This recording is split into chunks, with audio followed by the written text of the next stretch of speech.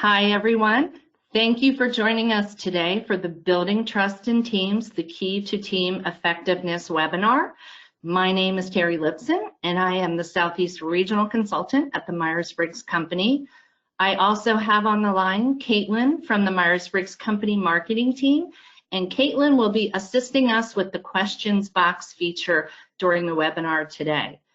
Today's webinar will run for approximately 1 hour. There will be a few interactive points during the webinar where we will be asking you to submit your responses and thoughts in the questions box. The question box functions as a chat box, and we encourage you to share your responses during the prompts.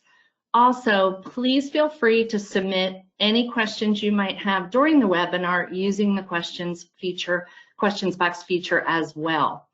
This webinar is being recorded, and we will be sending out an email with the recording link within the next few days. We will cover a lot of great content on trust during this webinar, as well as introducing the concepts of the Myers-Briggs Type Indicator. If you have questions or if there's anything that resonates with you, please feel free to contact us for additional information post-webinar. Now, I'd like to introduce our speaker, Dr. Rachel Cubas-Wilkinson, Principal Organizational Development Consultant from the Myers-Briggs Company Professional Services Team. Rachel is passionate about people development, self-awareness, and leadership. Her team partners with many types of organizations to develop leaders, their teams, as well as resolving people development challenges throughout an organization. Rachel holds a doctoral degree in transformational leadership from the University of New England, as well as a master's degree in leadership and a graduate concentration in adult learning methods, curriculum, and instruction. Welcome, Rachel, and I will turn it over to you now.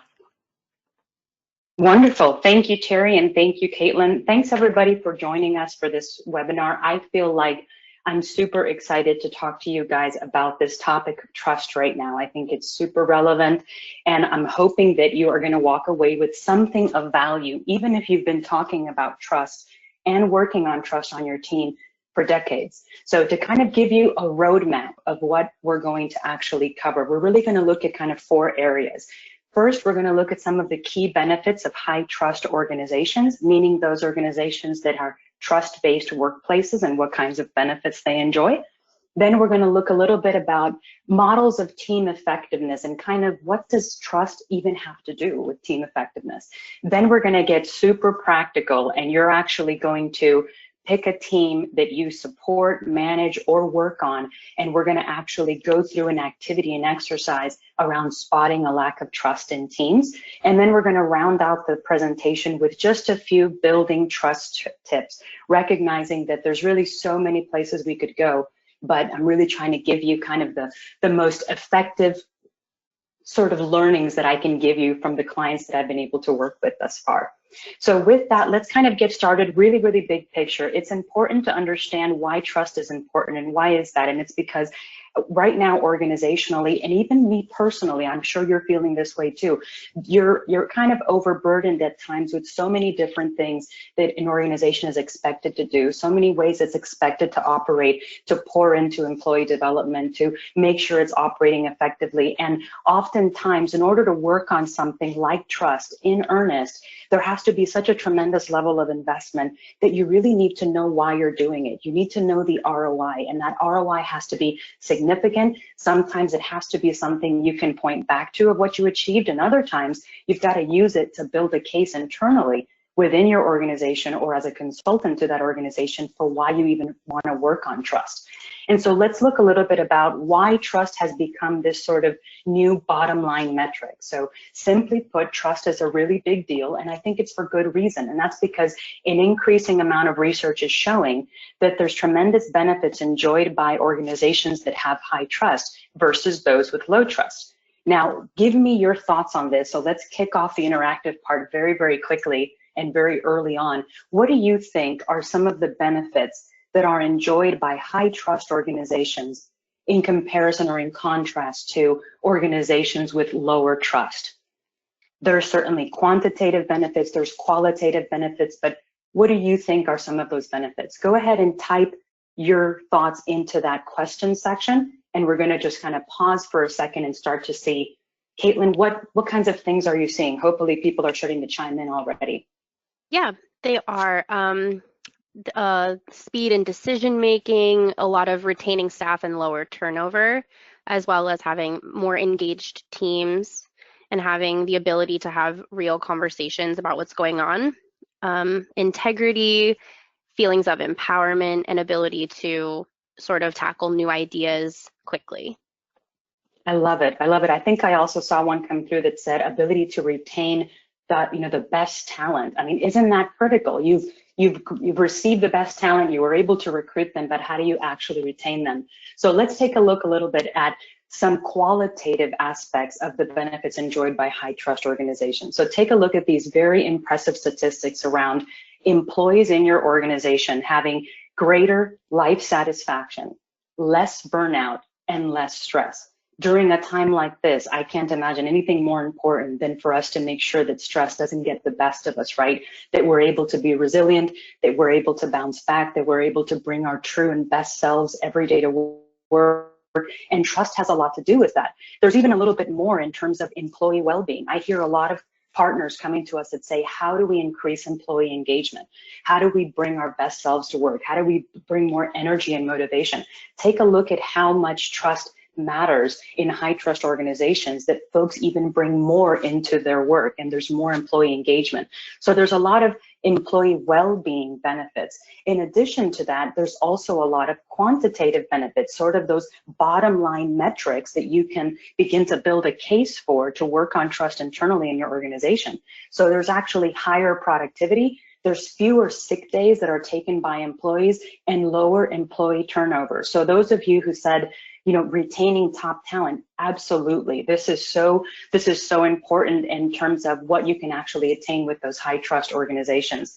And so if you kind of look at the total benefits, it hits employee well-being, it hits how long we can retain an employee. It even spills over into satisfaction of your clients, because happier employees actually end up producing better customer satisfaction. There's also a link between research, according to the Great Place to Work Institute, between high trust organizations and how folks perceive themselves to be able to be agile and ready for times of change when the organization needs it.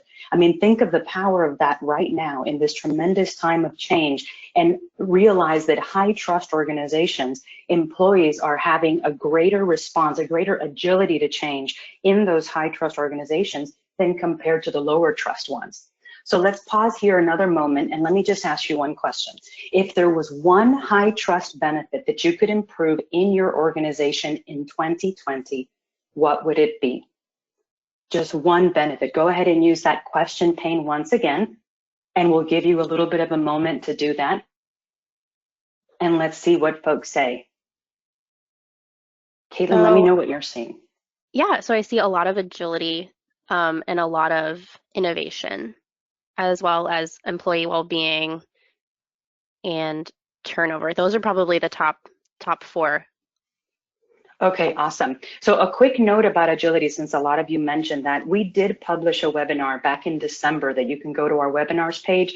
It's called The Psychology of Change. I'd encourage you to look at that webinar because it dives deep into our response to change, our agility during times of change. And the key is it's rooted in what we need during times of change. If you can provide employees what they need during times of change, you will actually boost their ability to be agile and be responsive to change. So definitely take a look at that. It's called Psychology of Change, published by the Myers-Briggs Company. I believe we delivered it November, December, or something like that. So you can go back to our recording for 2019. So let's go ahead and let's transition to this second area that I was talking to you guys about. I was saying, what does team effectiveness have to do with trust? So there's a tremendous amount of research in terms of folks who have been digging into teams for decades to try to figure out How do teams work? How can they work better? How can they be more effective? And oftentimes when I'm brought in to speak with somebody about something they're wanting to do on the team, I ask them, okay, why do you want to work on trust on your team? And oftentimes the responses I get are really about symptoms. They're about wanting to reduce the symptoms, the challenges, the misunderstandings that come with a lack of trust. And if I'm lucky enough to keep pressing and keep asking, but why do you want to work on these things? We finally get to this root fundamental desire, which is, I want my team to be as effective as possible. Everybody wants that. And you know what? Team members want that too. Everybody has a desire and a vested interest for their teams to actually work and to be as effective as possible. So let's look at whether there has been an ability from researchers to connect team effectiveness with trust and what that role of trust actually is. So we're going to walk through two models in particular that I think are really poignant, and you can go off and look at these further in depth, but I'll give you kind of the 20-second version of them. So some of you may be very familiar with Google's Project Aristotle, where they set out to find out what differentiates a team from a high-performing team. And what they ended up finding out is they have 5 dynamics in common. High-performing teams have these 5 dynamics, but the number one most important dynamic is the level of trust, or what they called psychological safety. And not only was that the most important one of all 5, but it was also the gatekeeper for the other 4, meaning that if the psychological safety and the trust wasn't there, the other 4 were never going to be able to make up for that lack of trust, for that lack of psychological safety. And in fact, Google kind of published this very controversial statement around who is on the team matters less than how the team members interact, how they structure their work, how they view each other's contributions, which is quite contrary to the way we select and hire today, right? We have these ideas sometimes that we have an opening and we have to do this national search with all of these different firms because we think we're going to find the perfect person for a job, and all that is great. But it's interesting to find out that bringing together top talent alone is not enough. That does not equal an effective team. Here's another model. So Patrick Lencioni, you're probably familiar with this one. In his book, 5 Dysfunctions of a Team, he said there is no team without the presence of trust. And he actually discovered or set out that the absence of trust is the key dysfunction that will derail any team's functioning, their engagement, their satisfaction, and their productivity. And in fact, he said, to turn this into something a little bit more actionable, he said, anytime you're going to focus on team development or team effectiveness, you have to begin with trust. You have to begin with determining the level of trust, the absence of trust on that team. And much like us, much like the Myers-Briggs Company, Lencioni actually directly advocates for the use of proven frameworks like the MBTI assessment, where you use it on a team and the team is able to boost their self-awareness, their awareness of others, and not only acceptance of differences, but appreciation of differences, adaptation to each other, and building that openness and that trust in time. So very, very interesting, because high-performing teams then really operate on this fuel of trust. But I think the question at that point then is, how does trust measure up in the global workforce? If we need trust to be effective teams, how much of it do we actually have? And research actually shows that fewer than half of global professionals trust their employer, their boss, their team, or their colleagues. And I want you to kind of feel the weight of that as I felt it when I first read it, to think to yourself that half of the people you know in the workforce do not trust one of those layers or more, and do see those as layers: the organization, the manager, the team, or the colleagues, because those are not always synonymous. And I think we've always been there. There's times where we have been in situations where we can trust one of those or 2 of those, or maybe not all 3 of those. And I really think the stakes of building trust right now couldn't be higher, because there's also research that shows that CEOs know about the power of trust, and they actually cite 55% of CEOs cite that lack of trust or the absence of trust as a direct threat to their ability to grow the organization. But unfortunately, the research also shows that there's very little that they're directly doing about it. There's very little intentionality there to move it from an understanding into action, mostly because they're not sure where to actually start. And so what I would like to do at this point is I would like to spend a little bit of really hands-on time with you to look at how we might go about spotting a lack of trust in teams. And so let me kind of set that up a little bit, and let me again mention to you, you're about to be asked in about 5 minutes or so to select a team that you actually work on, or that you manage, or that you support from the outside, whatever it might be, a team that's important to you. And we're going to walk through an activity to actually spot a lack of trust on that team. So begin thinking about it. But before we do, I want to kind of set up a couple of sort of grounding realities for us to make sure that we're all on the same page of what it is that we're doing and the limitations of what it is that we're doing. So anytime you set out to evaluate or build trust on a team, I want to recognize the fact that that's simply not an easy endeavor. I often get the question, should I ask the manager of the team to tell me how much trust is on a team? Should I ask the team members directly? Do I ask them one-on-one? Do I ask them in a group dialogue? Do I ask the HR business partner? Are they close enough to the team to know whether there's a lack of trust there? Or should I issue out anonymous surveys? Or should we do like this image here, right? And is there a way to set up some kind of a testing system that wouldn't break some kind of law to be able to measure trust in somebody?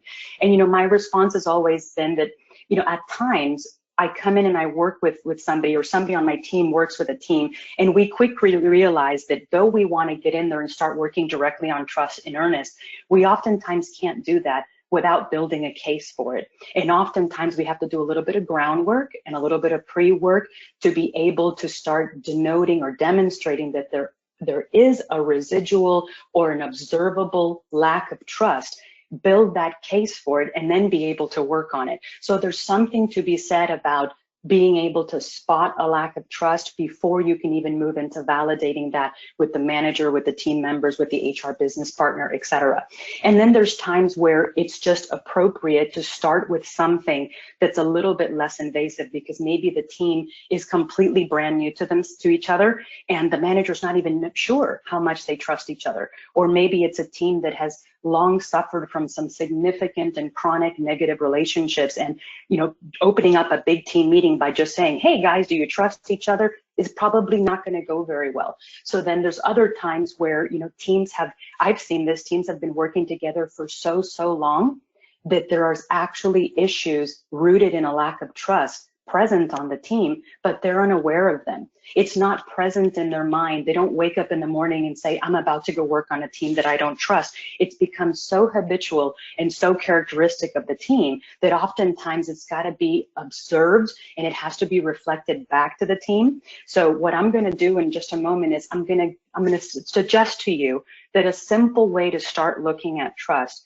is for us to observe how the team goes about their work, and to look for observable signs that trust is lacking. And from there, you might be able to spot situations where you can have a good conversation, or maybe even design some kind of an intervention, or maybe figure out how you can validate what you're seeing with team members or managers. So let me just kind of say this, it can be very difficult to observe trust sometimes on teams. It's hard enough in an atmosphere like this, where team interactions and dialogues are out in the open, and I can kind of see facial expressions. I can see if somebody stomps out of the room angrily. I can see if somebody shrugs their shoulders, somebody shuts down, etc. But what about in the reality that we're currently living right now, in terms of the fact that pre-corona, this pandemic, 5 million employees were working from home.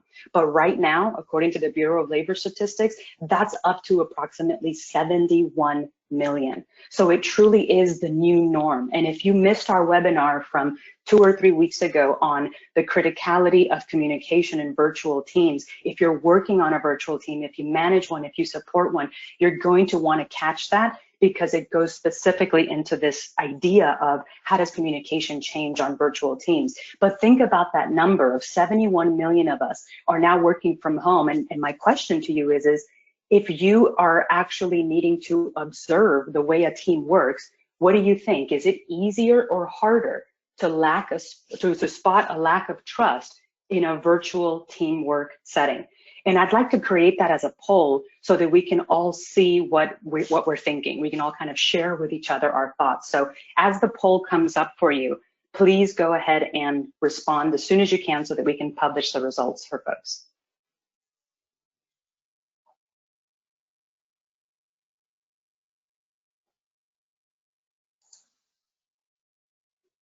We're starting to see some results come in already, so we're just going to give a little bit of more time to collect some responses, and then we're going to go ahead and publish results.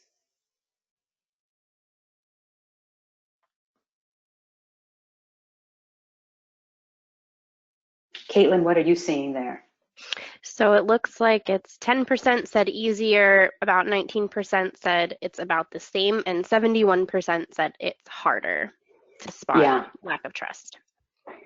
That is awesome. So I wish I could dig into each one of those to kind of be able to nuance what it is that you guys are thinking behind each one of those answers. But I suspect that the reason that 7 of the 10 of us said it's harder is because there's less opportunity to observe some of those things that we think are rooted in trust. And why is that? It's because there's this question of, hey, can trust even be observed? And I saw somebody earlier ask a question about, can we spend a few moments defining trust? This is your moment, right? Because that's super important to do. So can trust actually be seen? And I want to kind of establish this before we move into the activity where you're going to spot it on one of the teams that you selected. But we have to understand that trust is perceptual. So there's a part of it that's kind of like that iceberg, right? Where you can't really see all of it, but anything that we believe tends to at some point express itself in some kind of observable way that we can then capture with the senses. I also want to be sure and distinguish here that trust in the sense of trusting in somebody's authenticity, their ethics, their ability to tell the truth, how I might define trust, let's say between my spouse and I, is very, very different than what we're talking about on a team. So on a team, trust takes on a different dynamic. Trust takes on this sort of dual dynamic of how safe does the team feel for me as a team member to take risks in the face of being seen in an undesired light. So for example, if I'm in the middle of a team meeting and I have no idea why we are planning out this massive project that's going to take our full attention for 3 months, but I'm not willing to raise my hand and to simply ask, hey guys, why are we even working on this? Because I don't want to be seen as being out of the loop. I don't want to be seen as being, you know, the Debbie Downer. I don't want to be seen as, oh, here goes this person again, always wanting to get into the details of how we're going to accomplish something and squandering our brainstorm, right? That means there would be low level of trust for me on that team. The other side of trust on a team is what do I perceive to be the consequences of taking an interpersonal risk for asking questions, offering new ideas, especially if they're divergent, or admitting a mistake. How safe do I feel doing that?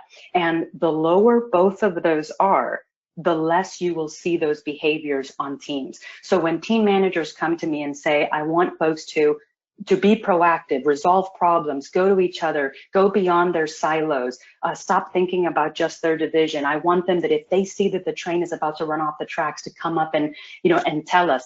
Oftentimes the solution that they want me to apply to that problem has very little to do with trust and in terms of the way they see it, but in fact, it's heavily rooted in trust. And we have to work on those trust issues specifically before we can even work on some of the other issues. And so again, I'm mentioning here, even though it's sort of this perception that you can't see, behavior can at times be an indicator of trust or the absence of trust. And what we want to be careful of is what we're about to do, where we're going to walk through an exercise with a team. You want to see those things as starting points. Then you can go off and you can validate with the manager, with the team members, with the HR business partner. You can create dialogue around it. You can then foster commitment around, yes, we agree, these are the issues. And then you can go into planning and working on something. So I can't emphasize this enough that oftentimes I feel like a lot of managers do things for the sake of hoping that it will build trust, but are not 100% sure what the trust issues even are. So it's very difficult in those instances to go back and figure out if the intervention was even successful, right? Or if folks even felt like that intervention was necessary. So let's go ahead and let's get started on this trust assessment. And so I gave you a little bit of fair warning 20 minutes ago that you were going to pick this team. So let me get a little more specific now. So we're going to spend the next 5 minutes doing a live 5-minute pulse check on whether we can spot some behaviors that might be rooted in an absence of trust on a team. So your very first task is to think about a team that you want to work with on this exercise. It could be a team that you're on. It could be a team that you manage. It could be a team that you support from the inside or the outside. And the only caveat that I want to give you is the rest of this presentation is going to be hands-on and practical on this team. So choose wisely. Choose a team that you want to stick with for the rest of the presentation. So let me just give you kind of a few seconds to digest that. And then I'm going to go in and I'm going to describe how we're going to go about doing this live pulse check. And please do remember the limitations that we talked about. This is going to get you to a starting point. You never want to use this as, okay, let's go immediately into a plan of action without some form of validation. But it is an important exercise. So here's how it's going to work. We're going to do this live pulse check in 5 minutes or less. I'm going to show you 15 behaviors. And this is, by the way, not an exhaustive list. After today, you can take those 15 behaviors and you can actually add more to them that are relevant to your industry, to the way your teams work, whatever you'd like to do. But I'm going to show you 3 behaviors at a time, 3 behaviors per slide. And when the slide comes up, I'm going to invite you to write down for yourself on a piece of paper or a Post-it note, 0, 1, 2, or 3 of these behaviors are present or occurring on the team that I selected. And as we go along, slide by slide, I'm also going to invite you to use the question pane to share your response if you feel comfortable doing so. Now, obviously, from a point of confidentiality, none of us know what team you're choosing, what team you're thinking about. And if you don't feel comfortable sharing your ratings, please, by all means, don't do that. This exercise is for you. And I want you to be as accurate as possible in your assessment, because this is something that you're going to potentially use after today. So again, you're going to see a slide, 3 behaviors at a time, and you're going to take a second to mark 0, 1, 2, or 3 of these behaviors are present or occurring on my team. And then we're going to take it up a notch from that point. Okay, so hopefully everybody is ready to go. Grab a pen, grab a little Post-it note maybe, and let's take a look at the next 5 slides, 3 behaviors apiece. Here's the first set of behaviors. Do you spot any of this on your team? Fear of asking for or giving constructive feedback, hesitance around expressing ideas, especially if divergent, resistance to ask clarifying or silly questions. That's 3 behaviors. Go ahead and write down, I see 0 of those, 1, 2, or 3. And if you feel comfortable, type the number into the question pane. And we're going to repeat this for 4 more slides. I'm just kind of looking at the question pane. Great, I'm already seeing a lot of them come through. And wow, they're really kind of all across the board. I mean, very few 0s, but I see a lot of 3s actually. Caitlin, are you seeing anything else?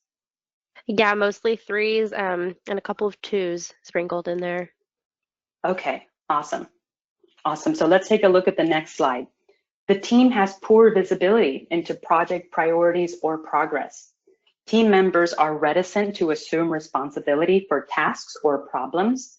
Team members feel that others on the team are not always dependable. Again, 0, 1, 2, or 3 of these as present and occurring on your team. I see a lot of you chiming in there. Thank you so much for that. What are you seeing, Caitlin, on this one?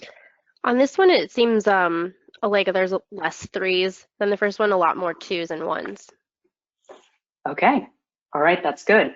And by the way, guys, a lot of this is because some of these have to do with organizational communication and organizational type of tangible factors of how often do you guys communicate, how do you publish information about projects, etc., which are typically easier to control than whether folks actually trust each other. So that's very interesting to see that. Let's look at slide 3. Folks have a certain reticence to admit a mistake. There's a fear of failure and how they will be treated or perceived afterwards. There's reticence to allow all team members to have a voice in decision-making or brainstorming. Once again, 0, 1, 2, or 3 for this one. Caitlin, this group is like on point. I'm seeing them just pour in. What do you see? Yeah, it is a little all over the map. This one seems to be a little heavier on the twos more than anything else. I think somebody put in 2.1. I love that. Okay, that's great. Make up your own rating system. I love that. Just a smidge over. Okay, two more. Slide 4, fear of brainstorming together. You know, kind of throwing your thoughts out there before they're fully baked. Lack of communication around projects, priorities, problems, or when delays occur. Lack of clarity around team and project goals and how to accomplish them. Again, 0, 1, 2, or 3.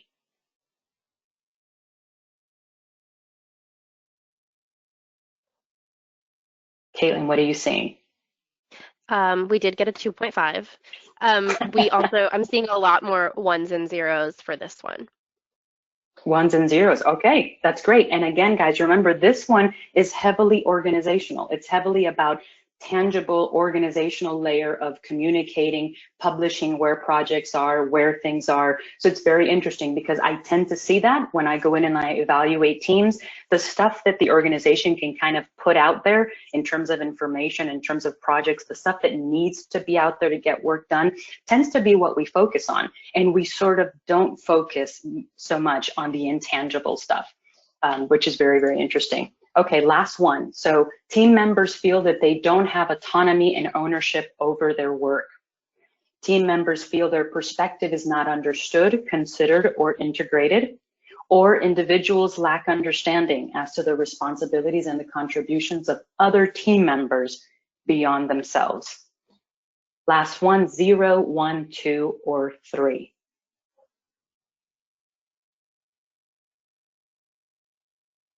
Caitlin, I'm seeing this one kind of across the map. I would agree. It's definitely, I think, equal spread of all of them.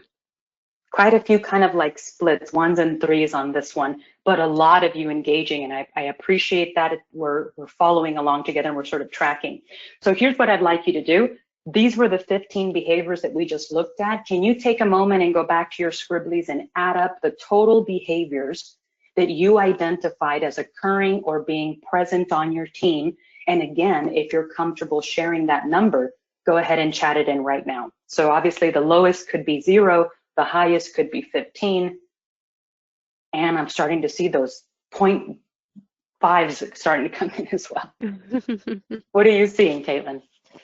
Yeah, I've seen some 14, some 10s, but also some as low as 4s and 5s, which is interesting. It's a pretty big spread.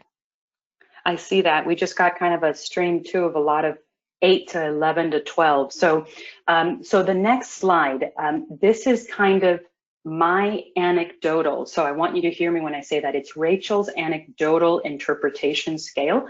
This is not something that you're going to go out and find on Google, so to speak, but it's kind of a way that I have experientially used with team managers, with teams, to interpret some of these results. So if you scored very low, kind of in that 0 to 1 category, congratulations, you might want to stay with that team because we're not all that lucky. However, your next step should be to consider inviting others to on the team to also evaluate and add their perspective, just in order to kind of validate your results. That was always your next step, but in this case, you just want to confirm that. If you're kind of scoring between that 2 to 4, I'd say that's pretty good because you're probably strong in some cases on that organizational side, but you want to go back and you want to maybe host a team dialogue in an upcoming meeting where you explore these behaviors together and you ask the team to reflect on those things and where there might be potential issues. And I want you to think to yourself for a moment how different it can be to bring a team together and to say, hey guys, do you trust each other? Or to show them something like this and say, let's have a dialogue around what's happening, what's not happening. A profound difference in the type of dialogue that you can have on a team this way. Same thing goes with managers, by the way. If I say to a manager, hey, how's trust going on your team? The quintessential answer I get, and it kind of drives me crazy under the skin a little bit, is, well, there's room for improvement. And we all know that is the most nondescript answer, right, that we could possibly have. And then you're just, throwing Jell-O against the wall to see what sticks. No, you have to get a little bit more specific because it's going to be difficult to build trust and you're really going to have to want it. And so for those of you who are seeing that 5 to 15 again, I would say this is really a red flag area for you.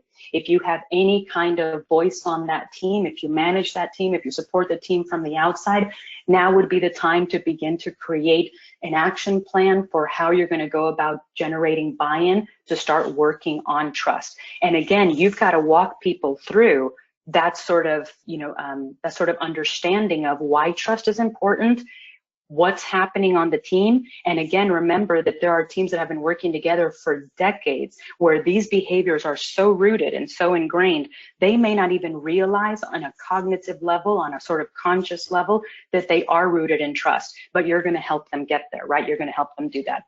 I see a couple of questions in the chat. Yes, we will be sharing the slides. Don't worry about that. All of this will be at your disposal and in fact, some other pretty cool resources. So don't worry about that. Let's go ahead and let's get a little bit more chat going here. Now that you have your total, now that you saw Rachel's anecdotal interpretation, how's your team doing? Give us some thoughts. Give us just some, it could be a phrase, it could be a few words, it could be anything that you want, but tell us how you're feeling, what your reactions were to doing that and how you feel about the team at this point. Caitlin, what are you seeing? We have a few people saying we need a lot of work. We're a very poorly functioning team. We have some work to do. There's a lot of that. Some of the lucky ones are saying they have strong connections and they have great teams, but the majority of them are. We just got one that says SOS, need help. So I think that sums it up pretty nicely. I love that one. I love that. Please send your address so that we can go over there. Or maybe I guess at this point we have to Skype or Zoom you, right? Social distancing and all. Okay, thank you for everybody who shared. Now I want to take this up a notch. I want to get a little bit more practical because I know there's some of you out there that are so action oriented that you're ready to leave the webinar, you're ready to go run after this thing. But I'm a little bit more careful in some of those things, and I'm probably more cautious and thorough than a lot of kind of my counterparts. So I'm going to give you a little bit of a way to layer this and question your own data a little bit and make it more actionable. So I really want to help you answer the question, now what? Now what? Do you go off and do you fire the manager of the team because the team's not working? Do you go off and clean house and bring in the best talent in the entire world because that's clearly going to give you an effective team, right? No, absolutely not. We saw that in the models from Project Aristotle with Google. We saw that with Patrick Lencioni. It's not always about the who is on the team.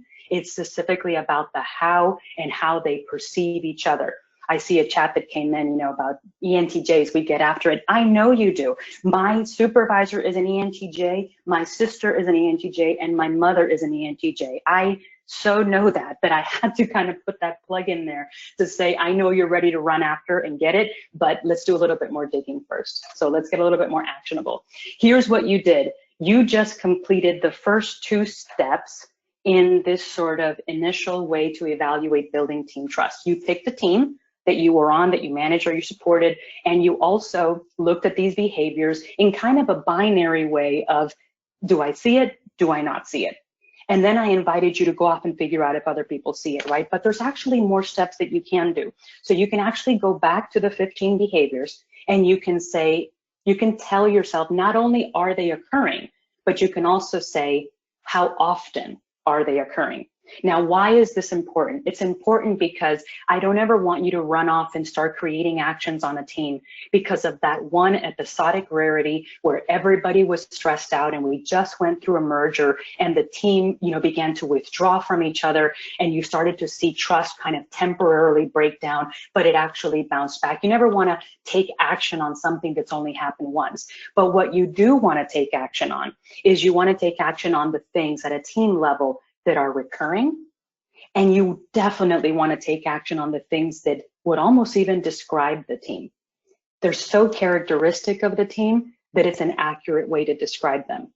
Then you want to go back and you want to say, okay, this is what's happening. This is how often it's happening. And then you want to go back and step 4. You want to say these of those issues These are the absolutely most pressing for this team. So think of this as a funnel. You're going from this really broad idea of let's work on trust. Then you're looking at 15 behaviors so that you can observe a lack of trust. Then you're reducing that to the most frequently occurring or characteristic behaviors to the team. Then you're reducing that to your prioritized list of what this team is challenged by the most. And then you're going to create a plan to address trust on the team. Because if you don't do it that way, it's very difficult to create a case.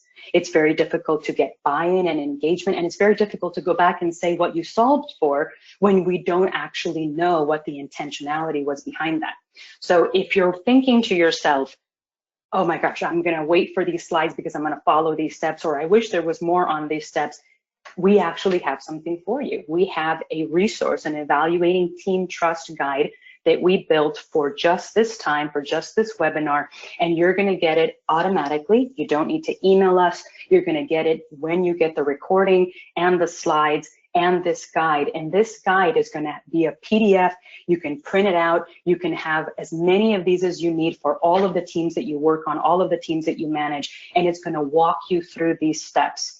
And again, this isn't the be-all, end-all, guys. There are so many places you can go online to look for ways to evaluate trust. What I'm trying to give you is a starting point. I'm trying to give you something that's quick and easy and something that you can get started on in an actionable way, and a way to open up dialogue on a team that sort of depersonalizes the conflict and the challenges that you might be facing and looks at the challenges objectively, right? Rather than attached to people and subjectively. I see a lot of you, by the way, expressing gratitude over this guide. That is awesome. Spread the gratitude, especially in a time like this, right? That's super cool. Just to give you a little bit of a preview, this is what it's going to look like. You're going to move on and you're going to go back to those 15 behaviors. And because it's not a comprehensive list, because I'm not the single resource on trust, you're going to actually be able to add more behaviors to it if you want to. And it's going to invite you to actually select the frequency. Because remember, we don't want the rarities. We want the recurring stuff. We want the stuff that's happening frequently. That's not to say that if somebody has a team outburst and goes crazy on a team, that that's not to be addressed. It's just that that may not be indicative of the total level of team trust, right? So don't misunderstand what I'm saying there. I'm just saying, let's actually look at the areas of trust that are rooted, that are recurring, and that are happening, frequently. And next, the guide is going to invite you to prioritize. Why is that important? Because we all know that if we give ourselves a list of 15 things to work on, there's a great chance that we're going to end up starting strong, and our energy and our focus is going to decline so quickly that we're not going to address any of those, right? So it's better organizationally, especially when we're stretched thin in these stressful times like this, that you pick 2 or 3 things and you really get after them. So I think I heard a little bit of a hey, yeah, from some of the ENTJs on the call, right? You want to get after some of these things. So after you identify the frequency of how these are occurring, you're going to go back on your guide and you're going to mark with an exclamation point, a star, a circle, stickers, whatever you want, go crazy. And you're going to mark which ones are most pressing for the team. And here's my definition of pressing. Which ones are creating barriers? Which ones are preventing us from doing our best work? Which ones are really making it hard for the people that are so talented and so good at what they do to come to work and enjoy their day? Those are the things that I would consider to be super, super pressing. And of course, you could also put which ones are the ones that are barriers to the organization being productive, to folks being agile, to folks actually being, resilient and changing when the organization needs them to. Then the last thing that it's going to invite you to do is it's going to say, now that you have your top list of things to work on, get after an action plan. And it's going to give you a little bit of a format of, here's the behavior that I picked to work on. So maybe you said there's a lack of clarity around team and project goals and how to accomplish them. And you're going to identify the fact that you need to make a couple of changes, like, hey, documenting team goals, documenting how they align up to organizational goals, following up in writing with team members, doing a team meeting that is very transparent about how all the other team members are contributing, so that it's not just me on a team and I have no idea what others do, right? And then you're going to go one step further there, and you're going to do tasks, and then you're going to identify, how do you know when you've done it? So what is success here? Success is, when team members report a higher sense of clarity around project goals. What's the implication there? The implication is that you have to go back and assess again. You're not going to do an assessment of trust on a team in an episodic way, right? It has to be done systemically. It has to be done in an ongoing way. If it's episodic, then it's just a static snapshot of a single point in time, and none of us are that. None of us show up to work exactly like we did the day before, right? So very, very cool stuff there. Let's take the last few minutes of our time together. And what I'm going to do is, rather than walking you through those additional steps, that's kind of your homework. You're going to get that guide later on. And if you need help at any portion of that, I want you to come to us, and I want you to just kind of figure out ways that we can, just kind of raise your hand and let us know that you need help on something, and we'll figure out ways to be able to help you. For now, I want to talk to you a little bit about 5 strategies for building trust on teams. Some of these are going to be somewhat broad, and I recognize that, so don't look at these as necessarily tactics. Look at them more as buckets of areas where you can focus. And what I'd like you to do is, I'd like you to take this later and figure out what other tactics fit into that, and recognize that if you work on these 5 areas, you will improve the trust on the team. So let's go ahead and let's kind of jump in a little bit. This is by far the easiest one, clarifying common goals. You remember I shared with you earlier when we were looking at the 15 behaviors, and there were the ones that you guys said the most low numbers to, 0, 1s, etc., were the ones where the organization often has a responsibility to communicate something, like define roles, provide job descriptions, provide organizational charts, etc. That tends to be where we focus most of our attention as organizations, in these tangible organizational sort of tasks, but really we forget a lot of the things that are more intangible. Nevertheless, you don't want to move forward without those things being here.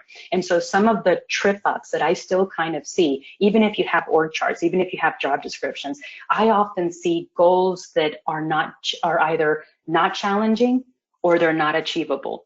Those are trust killers on teams because they're motivation killers. So there's actually research to demonstrate that folks like a little bit of a challenge. Now, all of you out there who like to come up with audacious goals like, we're going to land on the moon this year, something like that, that's actually not motivating to your employees, because it's not something that can be achieved. It's not something that's feasible or attainable for them. And the more they feel that pressure, and there's a gap between what you're wanting me to do and how I feel equipped to be able to do my job, the greater the gap, the greater the lack of trust, right? So we have to be careful. That's why SMART goals exist. And if you're not already using SMART goals, take a look at that. Another thing that I see is that teams are brought together, and there's never been a consideration around common team goals. It's just kind of a cluster of people who do different things and different functions, and together we build a widget, or together we do this other thing. And the problem is that tends to not promote collaboration.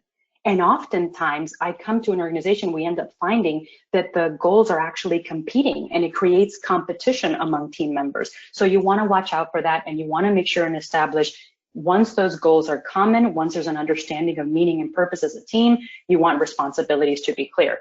Now, let me show you, this is great. Having a list like this is great. And remember what I said, you're going to go back and you're going to add tactics to this, because this is not a complete list.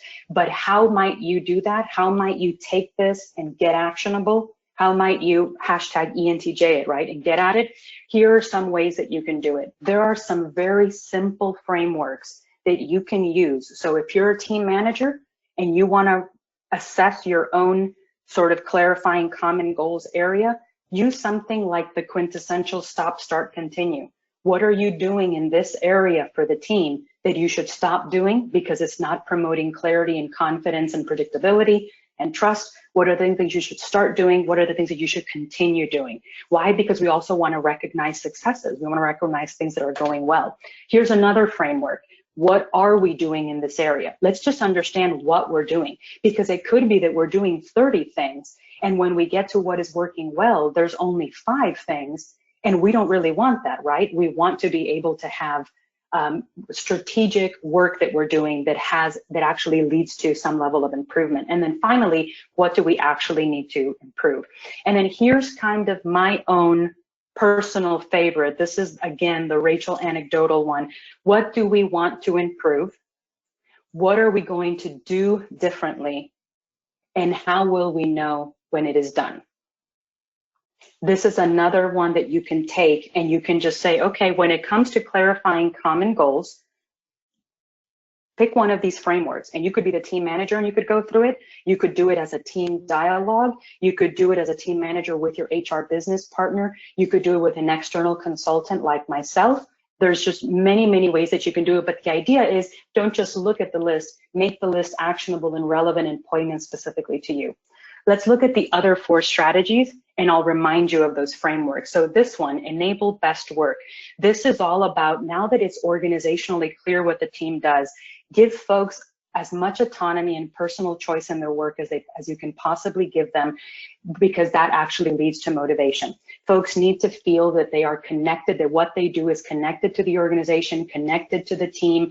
You as a manager and as an organization have to remove barriers, and you have to look for ways to boost individual self-awareness so that folks know how to lead from their strengths, so that folks know these are the really great things that I bring to the table. And you know what? When folks know how to do that, they can actually advocate on a team for themselves the things that they're really good at, the things that they can actually or should be assigned to, so to speak, because they're interested in it or because they're very, very good at it. Again, remind yourself of which framework you want to assess this with. Let's look at number 3, promote accountability. This is such a big one, guys. I often see this where a team manager is suffering from the fact that there's been some chronic breakdown of trust. And sometimes it's because of 2 things. Number 1, when really, really good work has been done on the team, it hasn't been rewarded. It hasn't been in some way applauded, recognized. There hasn't been an intentionality to say, hey, you going above and beyond on this project did this for our clients or did this for our organization. The other issue that I see is that team members may actually fall behind on deadlines or promises, or they may not keep up what they said they were going to do, and it's never talked about. That accountability is, and the discussion around accountability isn't there. There isn't a safety and a psychological safety to bring up, hey, I really needed this from you when you said you were going to give it to me, and by you not giving it to me, it did this, this, and this. Those conversations aren't happening, and because of it, it's not that the issues are not recurring, it's not that the issues aren't there, it's that folks are beginning to create a model for trust, and what they're doing is they're depending on folks to fall. They're depending on folks to not meet their deadlines. They're depending on folks to not actually fulfill their obligations, because we learn from that predictability. We trust the predictability. There's a really cool line in, I believe it's Pirates of the Caribbean 1, where Johnny Depp says, you can always trust a dishonest man to be dishonest, trust me. And he says, but it's the honest ones that you have to watch out for. There's something funny and comedic about that statement, and the reason is trust is rooted on predictability.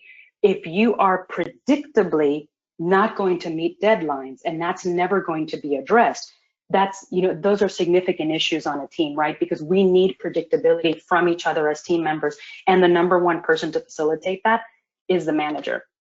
Again, remember your framework there. So number 4, humanizing team members. This is super important. There was a point in time where we had just gone through a really major merger. This was before my time with the Myers-Briggs Company, and I kind of inherited this team of a few really brilliant consultants and data scientists and folks who were really struggling to figure out their fit in this new team. They had come from about 3 different organizations with all of these different, kind of purpose and mission.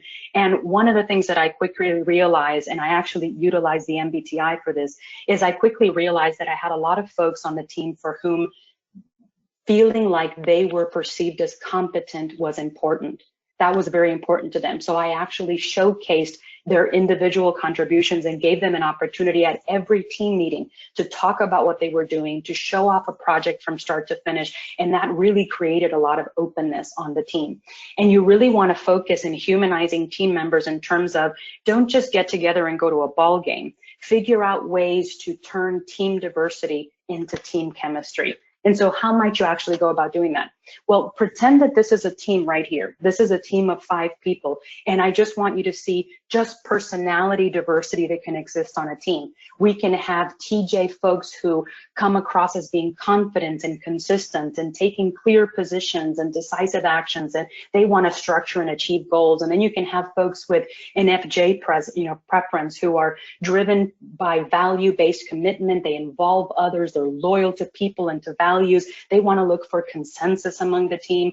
Then you have folks with the preference for FP, and they're going to seek the views of others. They're going to look for ways to coach and encourage others. They might actually be supportive of differences, and they're going to shine in terms of their flexibility to be resourceful and to change in situations. And then you might have leaders who have that TP preference, where they want to draw on expertise and knowledge, and they have very high standards, but they have more of a hands-off style, and they want to empower people. But at times we miss each other because we don't understand what the others actually need. So when you invest in team development and in team awareness, there's quite a few returns that can be seen.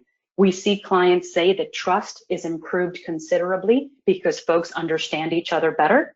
And then we also see that communication is improved, because if I know that you need the details and you want things sequentially, or if I know that you want to have a chance to brainstorm and ask why questions and future questions, and I can tailor myself to that, I am not only recognizing differences, but I'm adapting to you as a team member, and I'm allowing you to capitalize and lead with your strengths, right? And I'm flexing to you, and we're working better together as colleagues, as a team. So really, really important that you help develop your teams with powerful tools such as this. And then the last one is about enhancing communication. This one kind of goes hand in hand with that organizational layer of clarifying goals. But I get this question sometimes of how much communication is too much communication. And I think you always have to err on the side of more communication, because oftentimes folks need more communication than we think that they do. And so you always want to make sure that the organization is cascading information, that is being transparent. As a manager, you want to be transparent as possible. We all know the greatest fallacy is that managers and leaders have to have all the answers, when in fact what we want oftentimes from our leaders is we want that transparency, and we need them to model it so that we can then feel safe modeling it on the team, right? So last opportunity kind of for a little bit of interaction, and then I'm going to pass it on to Terry here to close us off very soon. But give us your response in this live poll of the 5 areas that we talked about. I gave you some tactics, but they're kind of big areas. Which one is the most pressing for your team right now? You went through and you spotted lack of trust on teams, and now you looked at 5 strategies. Which one would you say is the most important one for you to get after? And I'm starting to see a lot of responses come in the polls. We're just going to give it one more second to give you guys another chance to finish voting there. Quite a few of you coming in.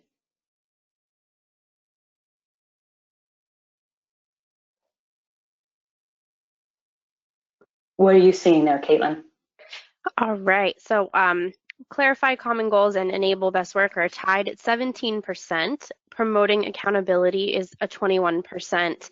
And then humanizing team members is a 26%. And enhancing communication, we had 19%. Okay, so it sounds like promote accountability and humanize. So humanize being the top one, then promote accountability, then enhance communication. That's awesome. So what I want to do is I want to close with just reminding you of what lies ahead of you, which is the opportunity to utilize this team trust guide and to follow the 6 steps which you began today. You already did steps 1 and steps 2, and now you can go back and you can finalize using that guide. And the last tip that I want to give you is dual. First, never take action on a team without inviting the participation of that team, engaging them in the process. And we all know it's because it's critical for buy-in. It's going to be super important for folks to validate what you saw and to add to it and to feel engaged and committed to the process. And then, of course, don't underestimate the value of bringing in outside help to help you humanize your team members, to help improve communication, to help develop your leaders, to know how to be good coaches and mentors, and how to be inclusive leaders, right? And how to be leaders that build trust. With that, I want to thank you so much. Terry, you want to wrap us up with some thoughts? Yes, thank you, Rachel. You shared so many great insights into the importance of trust and many great actionable takeaways. As Rachel highlighted, the MBTI is a really effective tool for developing trust as well as overall employee development. So thank you for that, Rachel. And at this point, we've run out of time for questions. However, we will be following up with you directly if you did ask a question and we were not able to get to it. I also wanted to highlight, as Rachel mentioned, we will be sending you a follow-up email in the next day or so that will include the presentation recording, the slides, and that team trust guide. So if you have additional questions or would like to continue the conversation around trust in teams, please reach out to us. We want to help you achieve your goals. Thank you all for attending our webinar, and we wish you a great rest of your day. Thanks, everybody. Bye-bye.